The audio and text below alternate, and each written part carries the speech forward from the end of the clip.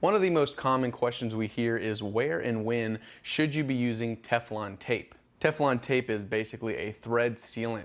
You apply it to the male threads, screw on the female threads, and then it creates a watertight seal. Without it, there would be no way of securing two high pressure fittings without the use of something like an O-ring. Now, one of the most common mistakes we see with Teflon tape is applying it where it doesn't belong. So first, let's talk about where you shouldn't be using Teflon tape, as this is one of the most common issues we see with pressure washing setups. A good rule of thumb is that if there is an O-ring on the fitting, you should not apply Teflon tape. Usually you'll see these on the stock guns from pressure washers, you'll see it on the stock hoses, and you'll also see it on the outlet of the pressure washer itself. The second most common place we see it used where it shouldn't be is garden hose fittings.